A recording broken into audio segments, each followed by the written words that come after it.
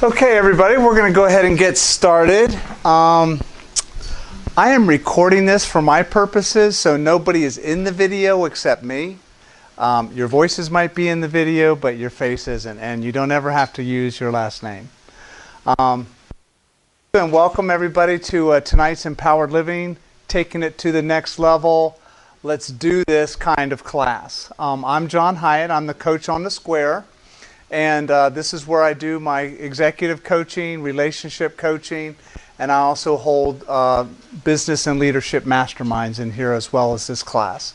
Those are on Wednesday mornings. This is a donation class, and there's a blue bowl over there by the coffee machine, so I appreciate and thank you for your donations up front. And this class, my whole goal is that when you leave here tonight, you feel a little bit better, a little bit more clear, a little bit more centered, grounded, on purpose. Maybe you've had a breakthrough of some kind. Maybe you've opened a door, or even just put your hand on the doorknob for things to happen. And that's my intention, and that's my intention to what I want to create for you all tonight. So what we do to get started is we just kind of go around the room. You just say your first name, and then a very brief few words on something you want to talk about, something you want to celebrate, or something that you're working on. And why don't we start here? Okay, I'm Jenna, and I've had a really good day with some new marketing and advertising ideas coming to fruition, so I'm excited about that. Excellent. Things that I could have just skipped on, I acted on, and now things are moving, so that's good. Yes, awesome. Hi, my name is Danielle. I came here tonight because I wanted to work on my confidence, and I found the event on Eventbrite, and I thought this would be a great idea to kind of come out and get out of my comfort zone. Great. Great to have you. Okay, and my name is Chanel, and I want to talk about speaking better in front of others. Okay. Groups of people. Excellent. You have a theme going on here. That's good. That's great. I'm Christine, and I'm really just kind of celebrating life lately. A lot of really wonderful things are happening in my life, and I'm making good things happen in other people's lives. And I want to continue seeing these opportunities and being in the right place at the right time. Excellent. I'm Terry. Just here to try to figure it out. And I was talking with John and a few signs this past week and relationship, sort of a relationship that could be ending. Got my hand on the doorknob. Okay. And just kind of need to figure it out. Excellent. I'm Joy, and I'm here to celebrate that. I've been working on some educational materials, and I was transferring from one computer to the other, and I've been frustrated with this for 3 days, but at 5:06 tonight, I figured it out. Yes. So, Awesome. I'm celebrating. Okay. Hi, I'm Tom. I think the last time I was here, I mentioned something. You were kind enough to expand on that for me, and it was quite an eye-opening kind of thing. And I haven't been back in, I don't know, maybe 3 or 4 weeks or something like that. I had so much to work on with what I got from you that evening. So I'm just here.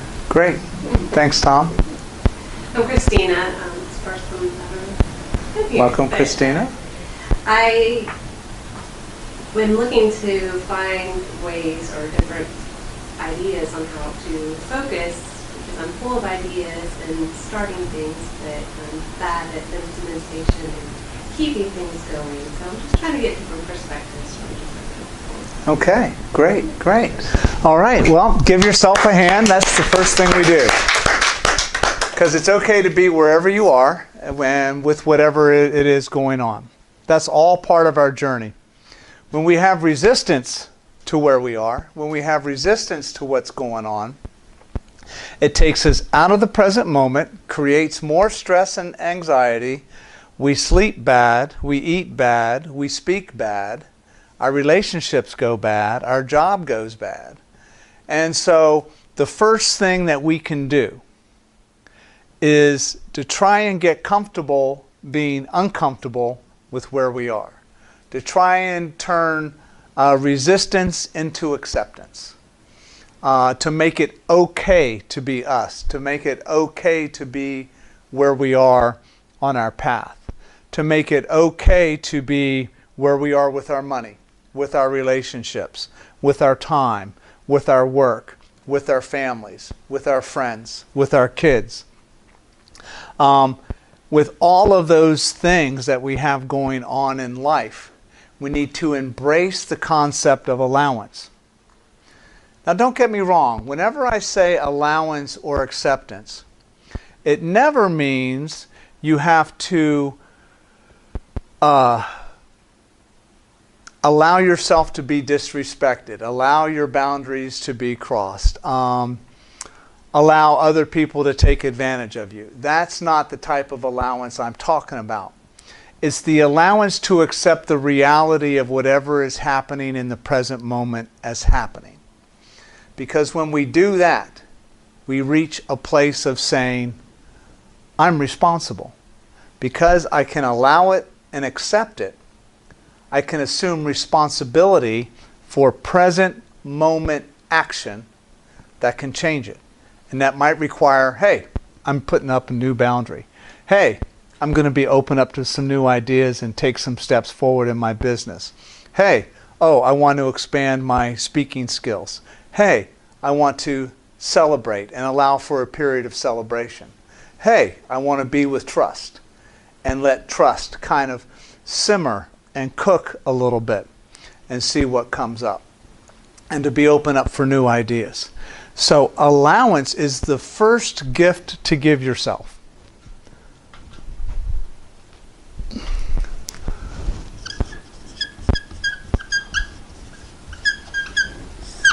Now, when we give it to ourselves, we also, it's also very freeing to give it to other people. Sometimes we don't want to allow other people to be who they are, to have their stuff, to act the way they do, to reject us or accept us, to love us or hate us, to be who they are, to have their stuff. In fact, we resent that they have their stuff. We demand instead that they exude perfection. We demand or put expectations on them to be something that they're not. And again, this creates more resistance, takes us out of the flow, and keeps us from being present and taking responsibility for who we are. So the best thing you can do after you give yourself allowance is to allow everything and everybody to be just as it is. Now that doesn't mean that it's a fit for you, or that it's right for you, or that it's good for you. But by allowing and accepting somebody to be just as they are, this puts you in a place of empowerment and responsibility to choose how you want to respond to them. Rather than, here's what I learned this week. It's a powerful concept that we think that we have to undo things. That there's something that we have to undo. Maybe it's a past experience that we think that, by golly, if only we could undo what happened back then, we could change what's going on right now. If only we could undo somebody being who they are, that we could impact the change that we want. If only we could undo the marriage, undo a kid's behavior, undo business failure that we might see, undo something that's going on in our work right now that is having an impact. But we spend a lot of time and energy on this undoing. And it's exhausting. It's exhausting to always be living in the undoing world. Well, here's the key. What if there is nothing to undo? What would that mean? What if there's nothing to undo? What if that person who's currently your biggest challenge is supposed to be just the way they are? Because they are, right? What if that challenge that you have at your business, or the opportunity to be creative, is supposed to be just as it is in order for you to move through it and have a breakthrough relative to it? How would that shift your power? Where would your power go from undoing? Any? Undoing is focused on the past, right? And if you quit doing that, I think you would be able to be focused more on the future. Sure. Instead of trying to undo something, I can now put my attention on a different magic marker. We're going to write in red tonight. Doing versus doing. And where's the doing happening? It's happening right now. It's happening in the present moment. This is the one place where I truly do have power to create something, to produce a different result. I cannot produce a different result on something that happened an hour ago. Never mind 5 years ago. Never mind 30 years ago. I can't undo it. But we spend so much time thinking that we should be able to undo it. And that's exhausting, and it takes us out of the present moment. In the past, or no, I won't say in the past, but out of the present versus in the present.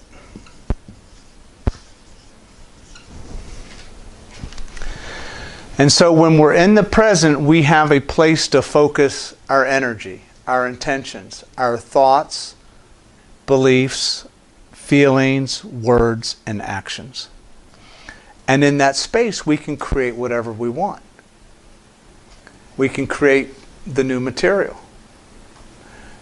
It's going to be different than what it was in the past. But we don't want stuff from the past. See, this is a major thing to think about. Do you really want what was in the past? Do you really want it? I know for myself, the more time that I spend thinking about something from the past, and even under the illusion of how great it was, anytime I spend a whole lot of time in it, I'm thinking, would I really want that now? And the answer is almost always no. Not if I'm really honest with myself. And so therein is another opportunity to say, what do I really want? What do I really want to create? And do I have the courage to put my hand on a new door knob and turn it to get a different result? Or am I still trying to take a relationship and still have the same, I want to go back to when? Okay? There is no back to when. Back to when is over forever. And it ended a second after it happened. I was talking with somebody the other day about their relationship and how they want to go back to it, back to what they had. And I said, really? You want to go back to what you had? You don't want it to be different in any way?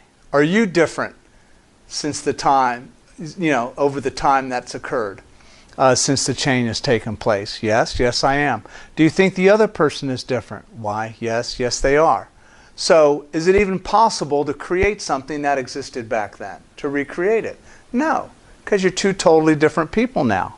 That's what people don't get about coming back together after breakups. And that's why breakups, get back togethers after breakups don't work out most of the time, because they're trying to recreate something that was gone, and now they're two different people who are trying to get back together, but rather than getting back together and saying, wait a minute, how are we different right now? How are you different? How am I different? What do we want to create that's different as opposed to what we had?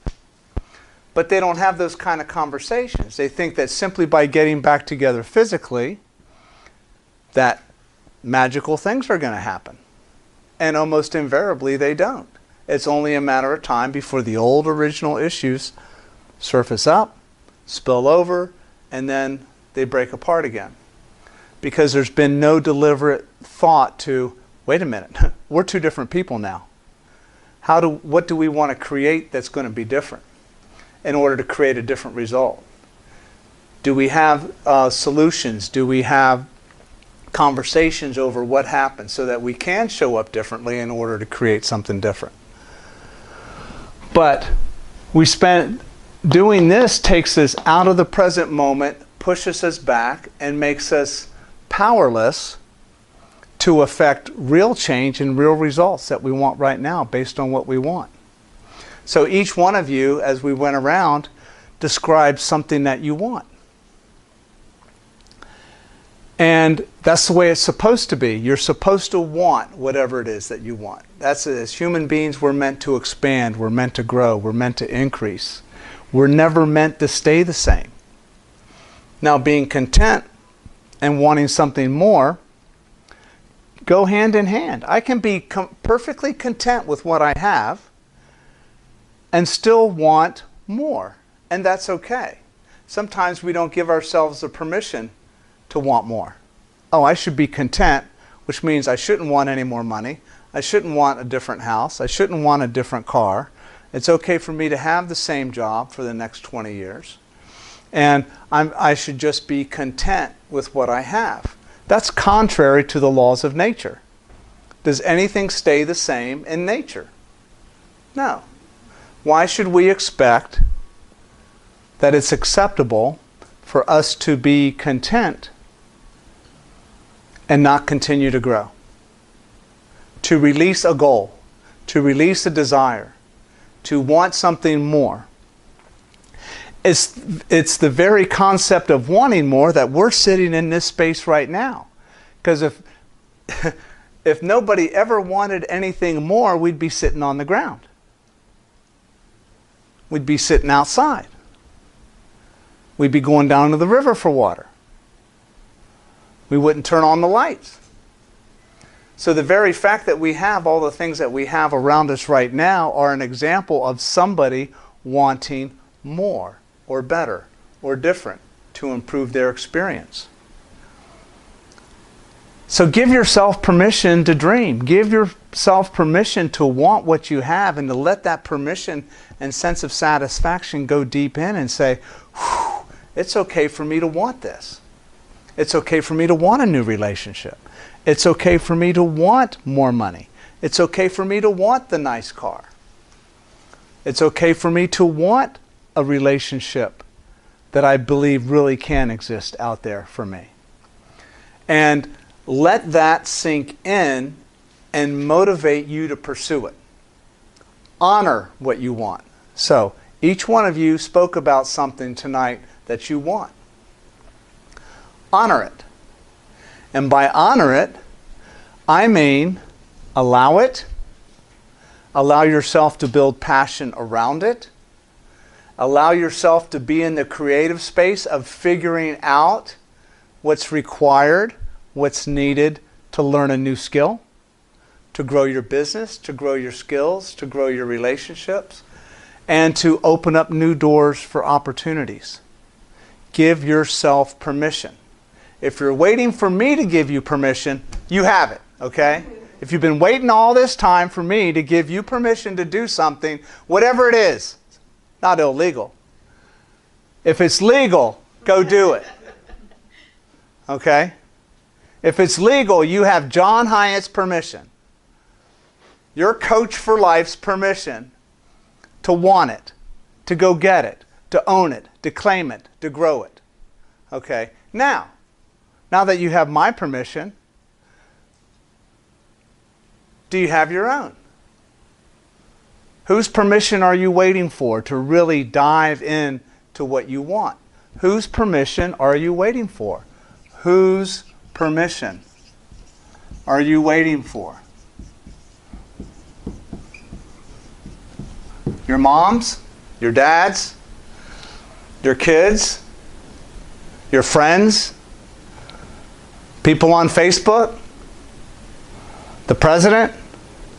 Whose permission do you need to really own completely what it is you want? If you're waiting for anybody else's permission, the doors are closed. Once you give yourself permission, that's all the power you need. In fact, now you can look at people who've withheld their permission or opinion and say, it's okay. You don't have to agree with what I'm doing. You can support me if you like, and if you would like to support me, this is how. But it's even okay if you don't support me. I've given myself permission to go after what I want. And I'm going to put myself in the position to own it, claim it, and align my actions with my thoughts, feelings, and words around it in order to make it true, to make it come to pass. Give yourself permission. Write it on your mirror at your house tonight. Write it in your journal. Write it on your windshield. Write it on a Post-it note. I give myself permission to fill in the blank. Create that shift and own that movement. And if anybody around you needs permission, give them permission. Kids, you've got my permission to do whatever you want to do in life. I want you to be happy, safe, and successful, whatever that looks like for you. Okay? But I give you permission to pursue your dreams. Your friends, I give you permission to live life just as you want to. How can I support you? Let people know that you support them. And practice allowance and acceptance of yourself and them to help move them through. Does anybody have any questions about this, about what I'm talking about? Okay.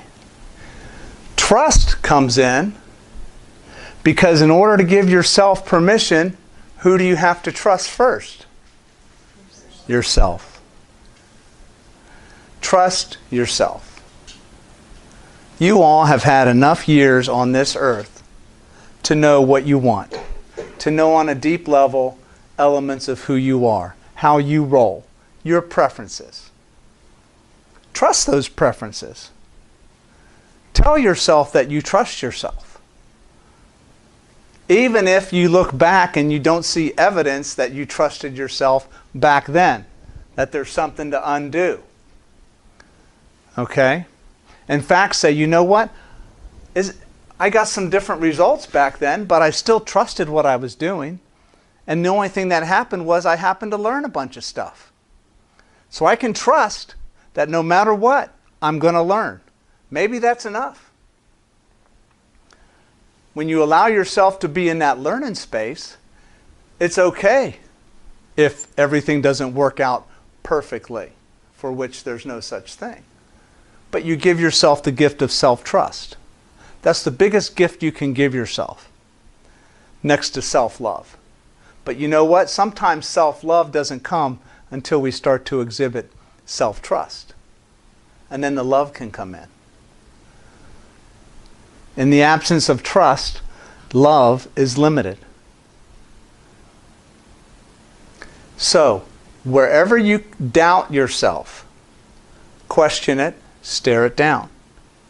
Open the door and stare it down. What is there? What is it I'm afraid of? What do I think can hurt me here? And is it even really true? Can it really hurt me? What would the conditions have to be in order for this to really hurt me and to do me harm? In fact, what if this is for me instead of to me? I was sharing that with a client last week about how what if things that had happened in the past are actually for you instead of happened to you? How would that shift the way you looked at it? How would that shift the way you feel about it? Can you get to this and release this if you knew that there was nothing that needed undoing? And that could free up all your energy to focus in the now moment. We want to live in the now moment. We want to live in the now. Look at your life and your relationships and your work and ask yourself, am I living in the now? Is my energy here? Is my attention here? Are my words here? Are my thoughts here? Are my feelings here? And if they're not, if they're still stuck the things in the past, you know what to do. Whip out your handy dandy scissors, or samurai sword, or Braveheart sword, okay, and cut the attachments to the past that are holding you back from giving yourself permission, that are holding you back and attached to things that you're trying to undo, that you have no business undoing. Stop undoing things that you have no business undoing. Your business is in allowing and accepting them to be as they are, and for you to go, that happened for me, what was I supposed to learn? If my version of God was here right now and I asked him, or her, or it, what was that all about? What was I supposed to learn there? Live in that space. And allow the answers to come. You will be surprised at the insights that will start to come when you go, oh yeah, I learned that. Oh, I learned that. I learned the value of that. I learned to want that. I learned not to want that. I learned to do this. I learned not to do that. So that did happen for me. Even if even if what you wanted or expected was absent, that taught you the value of the presence of what was missing. Somebody disrespected you, there's the absence of respect. Oh, what does that teach me? The value of the presence of respect, which can completely change my life and my perspective and my opportunities.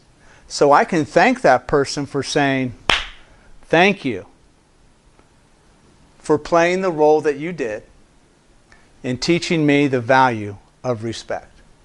Because you disrespected me, I now know that was really meant to teach me the value of respect and how I can learn to demonstrate respect for myself and respect for others. You taught me what respect looks like by demonstrating to me what disrespect looks like. That's huge value. But instead, we want to go into victim mode. We want to go into blame mode, guilt mode, grudge mode, resentment mode, frustration mode, depressed mode, and try and psychoanalyze why somebody did what they did. You'll never figure it out. You're not supposed to. But when you can change how you look at it and go, oh, I get it now. You were supposed to teach me, instead of, I hate you, you did this, I'm in pain, how dare you, and 10 years later, how dare you, you hurt me, I'm in pain. Now, we want to honor our emotional pain and we want to move through that, okay? So I'm not saying we want to be fully expressive and own all of our emotions. So if I'm anger, I want to be anger. You hurt me. Ah, yes, you did. Ah, well, if I look at it differently, maybe there's a gift in what I learned from you. Okay.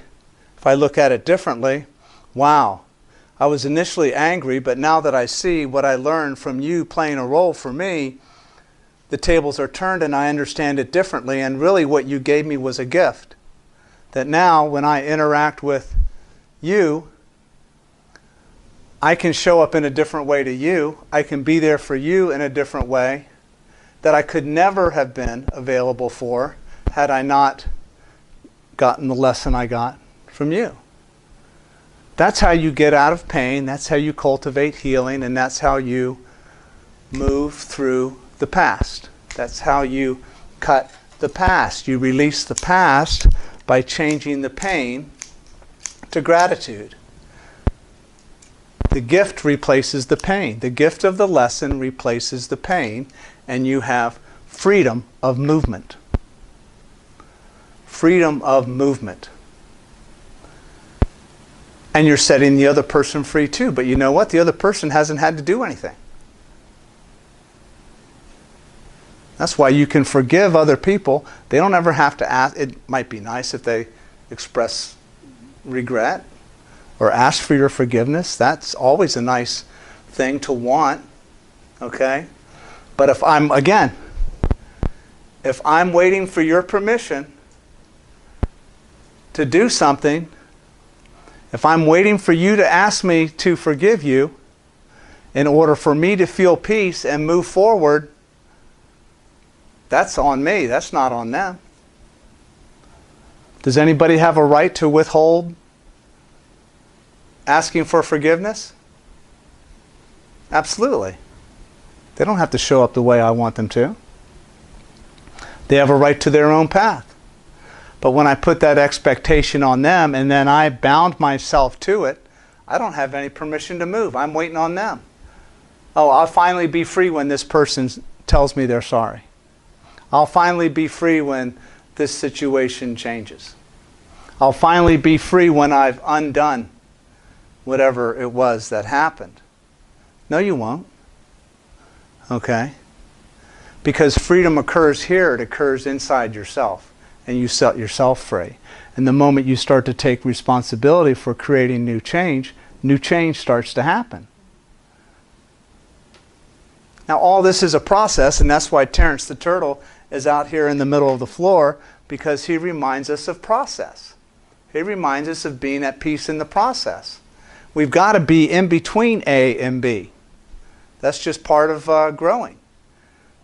The seedling has to be in between the seedling and the mighty oak, because that's the process and the laws of nature. We have to be the same way in creating our materials. We have to plant the seed, water it, grow it, nurture it, and allow it time and space to move. So some of these things, some of these insights might change some things for you like that. And that's awesome. Sometimes that's all it takes is one aha moment, and we can flip and go, I've got it now. I know what to do.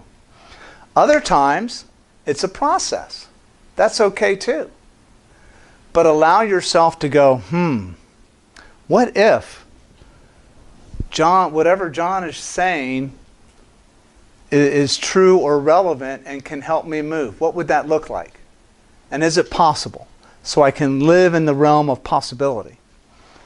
Can I test it? Can I experiment with it? I guarantee you movement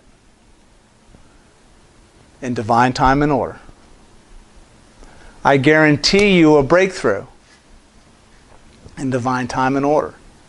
I guarantee you more love, more money, more success, more peace, better sleep, better health in divine time and order as you release the bonds and stop trying to undo and instead take full and complete responsibility for doing in the present moment. How do you deal with like patience and just dealing with situations? There was a couple things that occurred to me today because I was frustrated with the situation of trying to figure this out. And I left out and I went to the store. And when I got to the store, I was trying to get something from Office Depot, and then the person, there was no one there to assist me, and I got so impatient and frustrated, you know, that by the time the person came up, it was all over my face, like, did you find everything you want? Duh, you know? Right. And I was really kind of rude, and then after I left, I said, well, was that really necessary? But my patience was just, you know, and that's something I felt bad about, and, you know, I was like, wow. Well, thank you for sharing that, because that's a very human, typical reaction for almost everyone to be in, is that impatient feeling that we want somebody or something to happen for us right then and there, and for whatever reason it's not happening. But see, we're trying to undo what is happening. Okay? You're trying to undo whatever it is the person's involved with, and they're not involved with you. Okay?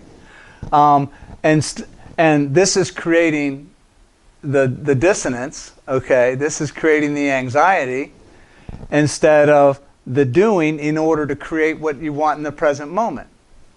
So, how do we increase our patience in a situation that Joy was in? What's a good technique that somebody might want to share to use?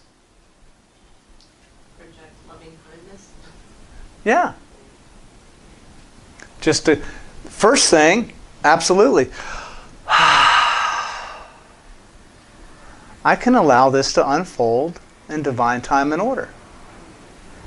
Isn't it nice to be out of the house away from the problem I had? Yes. Yeah, I will tell myself that, what's my hurry?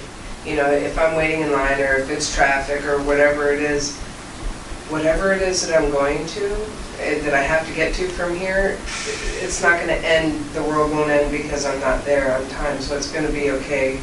I'm going to stay here, and I'm going to get done what needs to be done, and they're going to be ready to wait on me very soon, and I'm going to greet them with a smile, and you'd be very surprised at the attitude that they give back to you. It's usually even better than the one that you've given, but I know it's hard to be patient sometimes. Anybody else?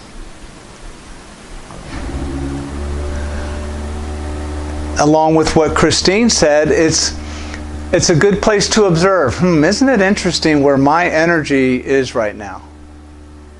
Because who's responsible for our energy when we're impatient? We are. And I think that's what was going on. My energy was, get this and get back and figure this out. And you're impeding, you're holding me up from what I need to do. I want to do this and go, but I can't because you're not where you're supposed to be to assist me. And it's their fault. It's their fault. Yeah. Right, right. And so the first thing to do in that space is, number one, pay attention to your own energy. I feel this energy building, this anxiety. Divine time and order. There's 3 words you can say, or 4 words you can say, that might be a little mantra for you to go. Anytime I feel rushed, it's like divine time and order. Okay? Because it might be something you're anxious to get somewhere and you're in traffic. Or you're waiting on somebody else to do something. But if I go, divine time and order is established right now, that will put me into peace. That will let me release any demands on time. See, I'm making a demand on time. The time has to respond to me. No, time does not. What is time anyway, other than my perception of what's happening around me? Time is a man-made construct, really. Okay? In fact, what if I send blessings to the person who's helping me? I bless everybody in this store right now, no matter what they're doing. I send them love. In fact, I'm attracting somebody to help me right now. And in divine time and order, they'll show up. They may even feel a sense of urgency to come help me now. I'm open to that. And when they arrive, I'm going to thank them for their time and their attention and our understanding. I know how busy you are. Thank you very much for coming to help me. I appreciate it. That mode goes from all the responsibility on them for our feeling of impatience to, wait a minute, who's responsible for my impatience? I am. I am. That's a great example, though, and it's something a lot of us deal with almost on a daily basis, because we want now, now, now, now. And we might want the healed relationship right now. We might want the new money right now. We might want to be on the other side of our problem right now and have all the answers. Okay? And being in that impatient state takes us out of solution mode and only puts us into stress and anxiety mode. It does not help discover the solution. Nobody found a solution because they were in a hurry to find it. They found it by being present in the moment and allowing the solution to come to them, and by allowing that space. Great example. Thank you for sharing that. Anybody else? Where might this be playing out? This permission thing be playing out for you? Just in trying out different, like I said earlier, ideas for businesses and business endeavors that I'm involved in that are just like coming off the ground, not even starting. A lot of times my hesitation is, what is everybody going to think when this fails before I even start? Right. So I don't know who everybody is, but excellent. That's part of it. let me know it's going to be okay. Right. Half the time we don't know who is. It's this magical group of haters, you know, but typically it's our own ego that's been beating us up over the years that says, oh, you really can't do this. What do you think you're doing? I'm not giving you my permission to feel like you can be successful, because you're not, you know. And it's doing that in its view to protect us, okay? Because don't you remember when you were hurt, when you really put yourself out there and you were rejected and you tried and you got shot down, or somebody said something that made you feel bad about yourself? Don't you remember that? I'm here to remind you of that, okay? I'm here to protect you.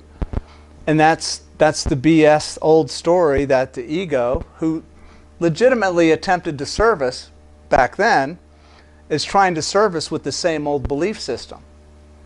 And we buy into it because unless we're paying attention to go, there's that voice again. Is it true? Is it real? Who really are these people that I think I need to get their approval of success? And what's success anyway? Some people might not think I'm successful unless I'm a millionaire. What does success to them even look like? They don't even know, because they're looking at me through the lens of their own experience, and they're trying to make sense out of my experience as it relates to theirs, because they could never do what you're doing. Are they? No. No. Typically, your number one haters or naysayers are people who have never attempted to do what you're doing, who don't even understand what it is that you're doing. But yet they're backseat drivers. They're, what is it, the quarterback phrase? You know? Yeah, whatever. They're trying to project onto you simply, oh, you can't be a salesman. Sales will never work out for you. And what are they really saying? Well, sales never really worked out for me. I could never see myself doing sales. In fact, it's not a wise move to become a salesman, because you're commission only and your income's inconsistent, and what if you get rejected? See? But all of that is their own stuff that they're coming up with. Because if you talk to a successful business owner, if you talk to a successful communicator, what are they going to say to you? Give up? Don't try it? There's no solutions out there? You can't. What is the successful version of somebody who does what you're doing? What would they say to you? Yeah, absolutely. They're not going to tell you not to go for it. Okay? And that's why it's important to pay attention to the type of people you have around you. Do they support you? Do they build you up? Do they make you feel good? Are they behind you? Or are they doubters? And do they remind you every single time you're around that doubt, doubt, doubt, doubt, doubt. Can't do, shouldn't do, won't do. Don't you dare try to. You should be doing something else. Oh, but I love you and I want the best for you. So let them love you. But just when they go into that mode, know that that's not for you. And stop buying it. Because the minute you stop buying it and say, it's okay, I get it, you don't have to agree. In fact, I'm going to stop expecting you to agree. If you ever want to support me, here's how. But then you know that some people really aren't safe for sharing that kind of information anymore, so you just stop telling them what you're doing. And you let what you do just be evidence. No, next thing you know, a year or two from now, they'll be going, whoa, damn. Look at you. You're an overnight success. Well, that's not true. There's no such thing as an overnight success. But to people that are haters and not paying attention, in their eyes, you went from down here all the way up to here. And they go, how'd you do it? How'd you do it? Or they'll be jealous and they'll resent it. And they'll still try and say, oh, well, you just got lucky, or whatever it might be. But that's why this permission thing is so important. If you're waiting for the permission of somebody who is not available for giving you permission, not because of you, it's got nothing to do with you, but simply because of the way that they look at themselves, you can stop expecting them or even asking them to give permission. And that takes the pressure off. It takes the pressure off when you release and allow people to be just as they are, and it's okay. Oh, you don't have to support me. I'm doing it anyway. Thank you. Okay? Rather than go, oh, you have to support me. And if you don't support me, it must mean you don't love me. And if you don't love me, it must mean you reject me. And if you reject me, then, we go on this whole trail of hurt feelings and bad energy, when it's like, oh, I'm going to give you permission. I'm giving you permission to not have to agree with me or not have to see it from my standpoint. Or to even think that I might not be successful. That's okay. You can think that. I'm not going to try and change your mind anymore. Freedom, freedom, freedom, freedom, freedom. And next thing you know, we're able to do our own thing, and we've released ourselves of others, and we finally are free. But you can still love them, and they can still love you, and you can still enjoy Thanksgiving dinner with them and all of those other things, because you've released them from any expectation. And then next thing you know, they'll go, yeah, hey, what are you into? Then because you've changed, those who are available or wanting to be available on a deeper level might start to change. Oh, so what are you doing? Oh, isn't that interesting? And so their energy and vibration will start to change. Why? Because yours did. As long as I demand an expectation from you, as long as I demand anything from you, that demand energy creates a vibration. And the only vibration that it attracts is one of disappointment, frustration, resentment, anger, stress, anxiety, guilt, shame, codependence, all those things. But the minute I release you from that, because I have the power to release you, freedom. You don't have to do anything. You don't have to be anything. You don't have to have done something in the past differently anymore. No. In fact, thank you. It's okay.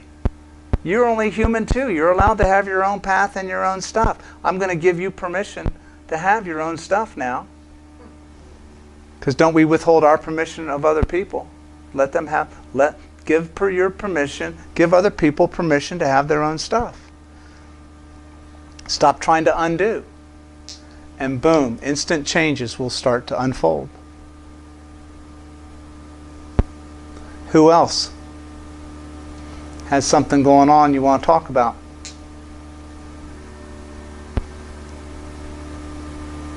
I find myself in my own head struggling with the undoing versus doing in the moment of my decision. So like, it's like how I'm framing my decisions. So let's say, okay, my husband has his 25th high school, no, 30th high school reunion coming up. Okay. So he was talking about, wow, I'd like to lose a few pounds before that. And let's give it as an example, okay? So he wants to undo, perhaps, something that he feels like he's done. But the motivation behind that, like, I find myself doing the same thing to myself. Like, I'm wanting to undo something that I feel like I've done, that I want to set right. But that energy just, you're right, it creates resistance. So in the moment, though, that thought pattern, I'm not sure how to interrupt it and switch from a undo mode to a doing mode. Like, in that moment of my decision of I'm going to get up and go take a walk instead of sitting here mulling over Right. my problem or whatever, or doing something healthy for myself, instead of, eating a pint of ice cream or whatever it might be, I'm having trouble in the moment not thinking of, I don't know how to interrupt the negative thought to replace it with a positive one. Right. Like, Right. There we go. A couple things different have to happen, but the main thing is, and here's my frame, is it comes down to this.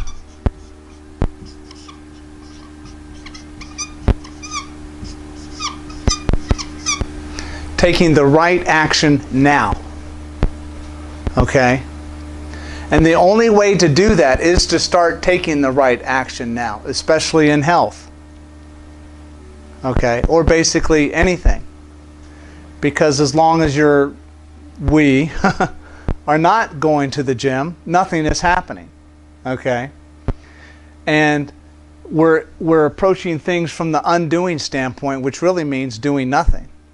Whereas if we say, I'm going to choose to do something today that demonstrates my commitment to what I want right now.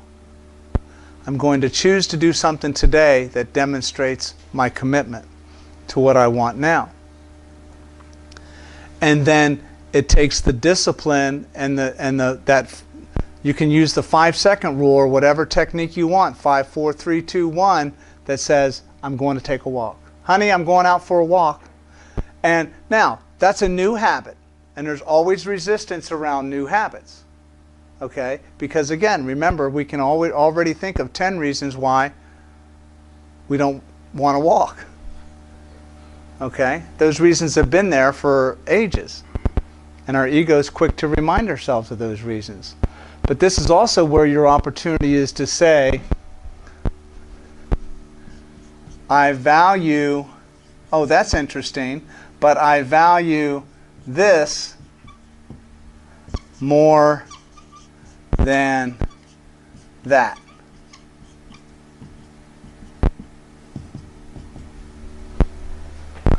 I value going for a walk more than I do watching TV for the next half hour.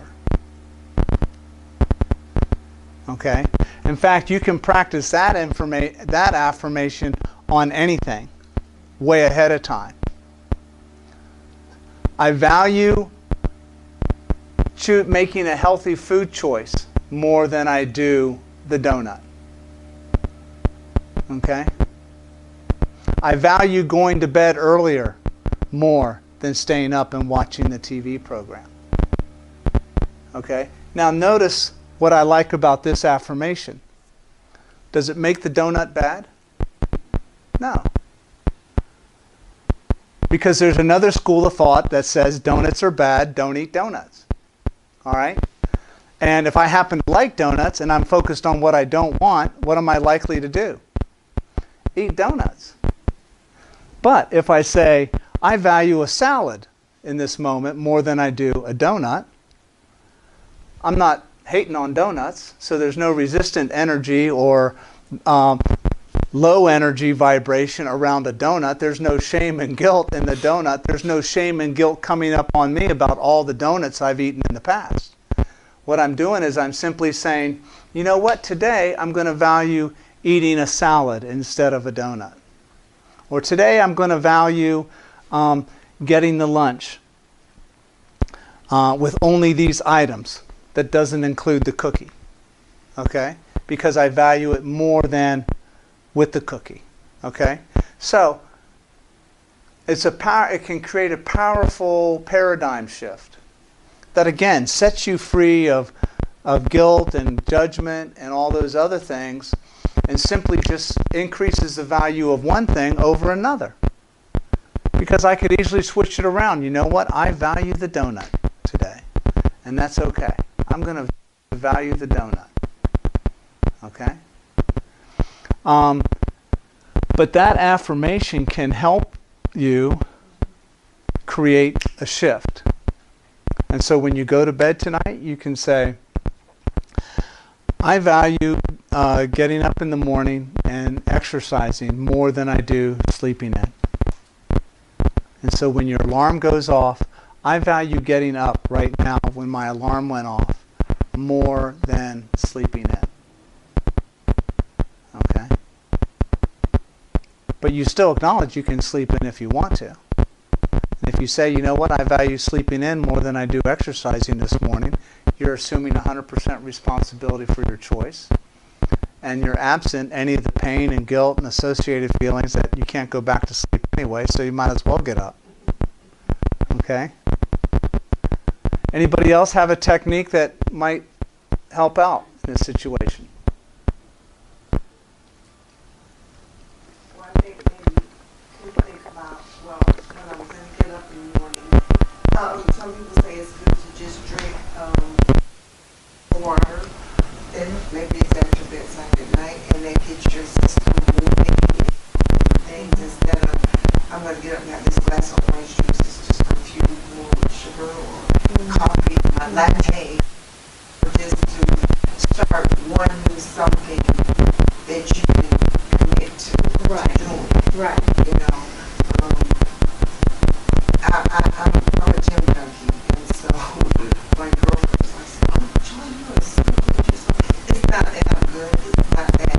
It's that I don't allow anything to interrupt my thought patterns. It's like, action now. Okay, I know that at 8 o'clock, that class starts. It's going to start whether I'm in it or whether I'm not.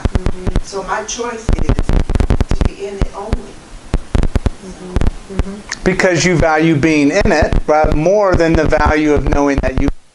Exactly. And Okay. when I miss it, I feel guilty. I mean, it's just it's a thing. I'm like, oh, you just didn't go because you don't want to go. Or, you know, you let this interrupt you. You know, I just don't allow. That's my time to me. That's my personal time. That's something that I value, and that's something that I refuse to allow someone else to interrupt. Right. Okay? Everything comes down to how you frame it. I love the term frame, the word frame, because it resembles the same way of looking at things differently. Because if you frame things differently, you get a different result.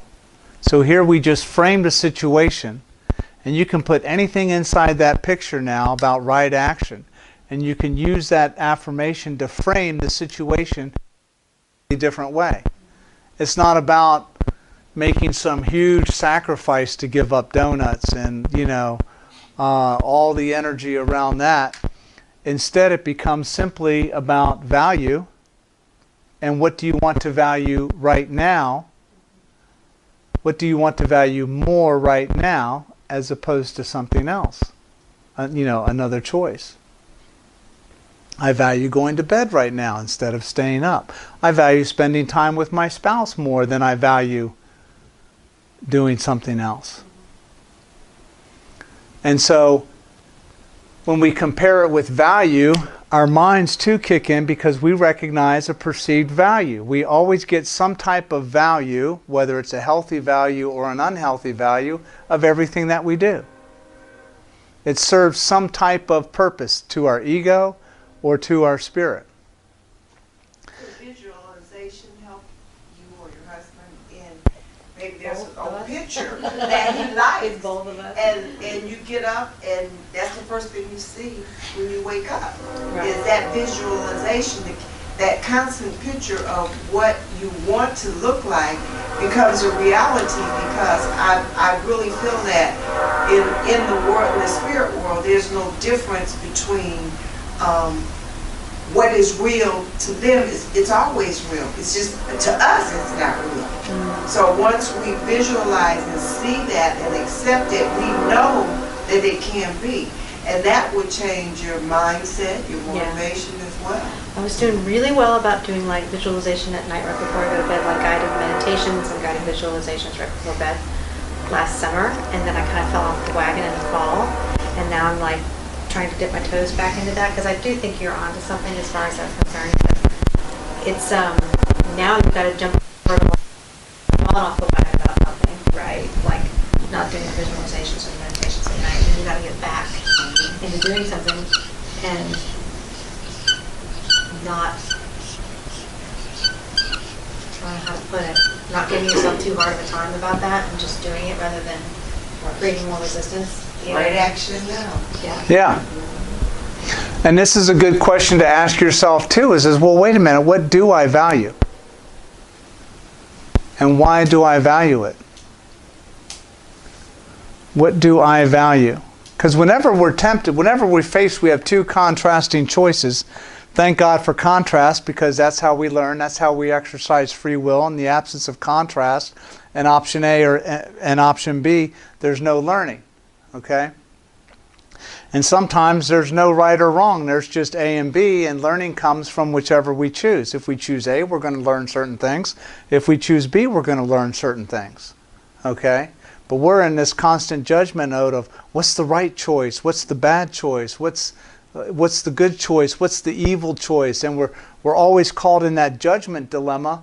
That then when things don't go our way, we're in judgment mode on ourselves. Oh, I made the wrong choice. Okay, and so then instead of looking at the choice and wanting to make a different choice, we go into fear, guilt, shame, embarrassment, frustration, resentment, all those other low energy things. But by starting to pay attention to say, wait a minute, what do I value?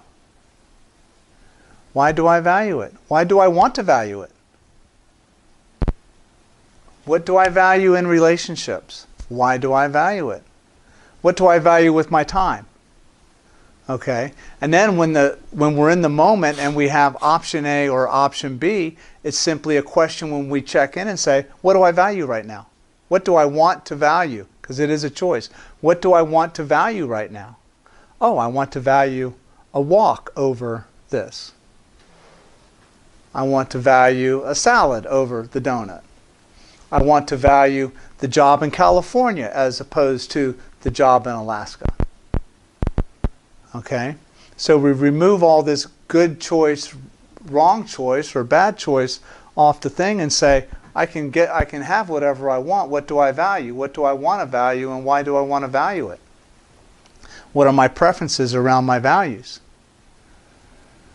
And then whenever we're in that moment of choice, the more we practice this, the more we wire our brain to think in the term of value, and the more discipline we start to exercise, because we know there's so much value for Joy's experience at the gym that when she doesn't go to the gym, she misses that value. Okay? And so it takes practice and discipline and consistent right action now in order to practice that. But the good thing is the more we practice it, the more discipline we get, the more we start to see the value, and then you can't convince Joy to miss a workout. You know, it's extremely difficult. It's extremely difficult to put up with disrespect, because you value respect so much, disrespect is not even an option anymore. Whereas before, you might put up with disrespect for months or years. But because you value respect more than disrespect, Now you get it. Now you know what to practice, and that aligns with what actions to take right now in the now moment. Any questions about this? Everybody say, I value this, more than that. Let's say that again. I value this, more than that. Okay? And let that help frame your new belief and give you a source of strength and grounding and centeredness to say, I can make the choice that I really want to make because I'm starting to get it now. I'm starting to understand the importance of value. You can use this with your kids. Mom, Dad, should I do this or do that? Well, what would you value more? What do you want? Why do you want it? Based on that, is there a good choice and a bad choice, or is there just A and B that have different value? How will you feel if you choose A? How will you feel if you choose B? What results will you get if you choose A? What results will you get if you choose B? Oh, that's interesting. Well, what results do you want? Oh, why do you want those results instead of the other results? Oh, sounds like you have a pretty good case then to value A over B. What do you want to choose? Okay? And simply by talking in that line of, and even with our friends, we can talk this way with any of our friends. You're sitting at lunch with a friend and they have some dilemma. What do you value? You know, what do you value about this? What do you value about that? What do you value more? What do you value less? Oh, what action would be consistent with what you value? Oh, I trust you. You'll make the right choice. Okay? So it becomes a consistent framework to practice decision making. Because that's what this is. This is simply decision making. And it's all based on values.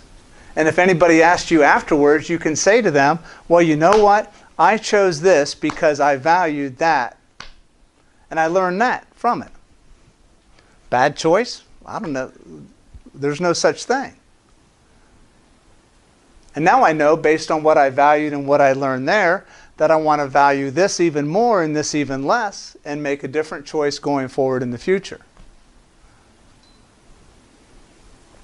So it's really just lessons about value.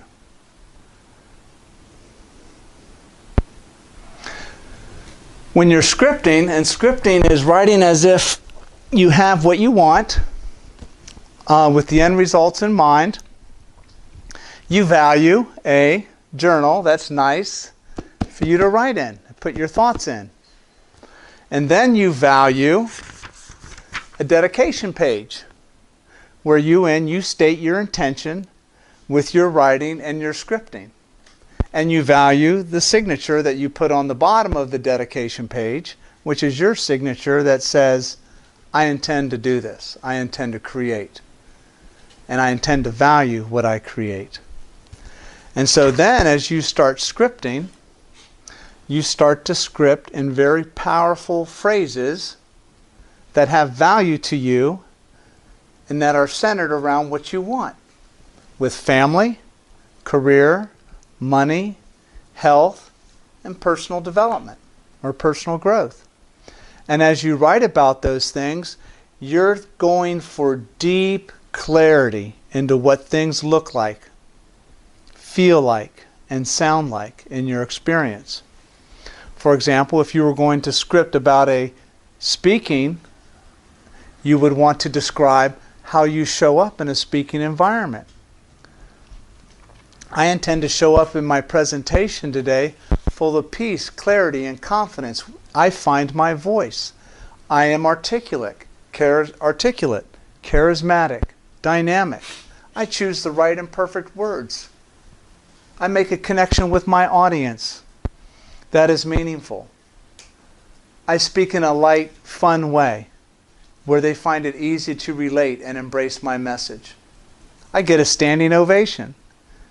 People love to hear me speak because of the stories that I'm able to engage with them and relate to them. They love my stories. I love people. They love me. And so by getting real clarity on what that experience looks like, feels like, and sounds like, you start to get real clear about what you want to create. And then scripting is about aligning your thoughts and your words and your feelings and your actions all in one consistent line so that we can be consistent and authentic. And creating that consistency is what creates the strong vibration. When we are inconsistent, we have a low vibration. And we attract inconsistent things. When we're consistent, we attract consistent. We attract consistent people, consistent circumstances, consistent opportunities. And so the more and more you script about those kind of things, the more alignment you create, the more clear you get on what you want, the more passionate you become about what you want, the more you can say in your scripting, I hereby declare, claim, and announce permission for myself to accomplish all the dreams I value and want to do. They are all a gift from God and are all meant to inspire me and inspire others. I release anybody else from any requirement to give me their permission or opinions. They're allowed to have whatever story they want to have. I am free, and I live my own path, and I honor it. And so I release undoing anything from the past, because I now see that there is value in everything that happened in the past that happened for me. My focus is now in the doing, in the right present moment, in the right action now, where I'm learning to value things more or less, depending on my preference and what I want to create. So as you're writing this way, you're really identifying with who you are and what you want. And then after you finish writing, you want to say it out loud. Read it back out loud, declaring it, claiming it, and receiving it already as if it's already done. And then you close your scripting book, put it down, and you go execute all of your right actions, full of trust, knowing that you're being divinely led. There's a big list there of positive, helpful phrases to use in your scripting. Open and willing, release and let go, in the flow, divinely led, radical trust, magnetic attraction, forward movement. I show up available. Okay, so whatever's gonna work for you. Has anybody been scripting and have an experience with their scripting that they want to share? I have something. I was talking about scripting to my daughter. Script when she wants to do something, entrepreneur thing she wants to do, and I asked her to script what she wants, and then make it clear. And she came back to me a couple of days later, and she says, you know, Daddy, I script and I start writing, and what I wanted when I was writing wasn't what I wanted. Yes. Isn't that interesting? I was like, then I told you, I said, is that possible? I don't just be all positive. But how did you write she wrote herself out of something that she thought she wanted. Absolutely. Isn't that straight? Isn't that interesting? Why do you all think that it works that way sometimes? What's happening? Maybe something in our outside force or outside communities influences us to think that's what we should want. Okay. But we're not being true to what we truly want. Okay. That could be one thing. I think by putting on paper and putting out the process of what she thought she wanted, she realized it wasn't what she wanted. She wanted something else. Yes. Maybe she wanted something better. Yeah. And then maybe she realized the value of what she thought she wanted wasn't worth the time and energy to get there, to finally say, oh man, I didn't really want this after all. That's proof in the pudding right there that scripting has value. Because, and again, she could go back and judge what she initially scripted. We can go back and judge what we scripted last week or a year ago and say, well, that wasn't what I wanted, or that never came to pass, or geez, I didn't script that very powerfully, but it doesn't matter. Scripting itself is a spiritual exercise because we are creating spiritually in our mind. So your daughter was creating what she wanted spiritually in her mind first. We've got all these puzzle pieces that we think that we want to have fit together, but sometimes it takes a moment of clarity and thinking and deliberate thought, which is what scripting requires, deliberate thought. It requires present moment. It requires right action now energy. And when I go, I think these two pieces will fit together and I'll get this. But then when I actually take the two pieces and I go, oh, those don't fit. Or, oh, they do, but that's not what I want. What happens now if I replace it with this, or I move this around over here? Then what do I get? A new preference, a new desire. Oh, I'm expanding. You mean I'm not supposed to be content with what I thought I wanted? And so congratulations to your daughter, congratulations to you for showing up as an available father. I knew it was going to work. There you go. But you were available to say... It wasn't what you were supposed not to do. Right. So I thought I was saying you scripted, but you put it on a piece of paper and start writing out what you really want. She would realize it's not what you wanted. But I don't want to say it. No, but you showed up available to let her have that, let her create the space, and to give her permission to have her own experience. Right. And by doing so, you didn't have to say, well, I told you so. Yeah. She figured it out on her own. And that's the magic of scripting, and that's the magic of showing up available. Showing up available is like, well, I could tell you what to do, but I don't want to. Try this exercise. Think about it. See what comes up for you. I trust you that you'll know what you want as a result of this exercise. And by doing that, see, we create conditions for all sorts of things to happen. We're always creating conditions. Always. The question is what conditions are we creating? What are the conditions that we're creating allowing us to get what we want? Or are they getting in the way? So you created conditions for your daughter to have her own experience. Okay, you're creating conditions for your business to start to move. Okay? So the more we create conditions, the more we get clear on the conditions we want to create, the more magnetic power we have in aligning everything up for us that's going to create what we want, or something better.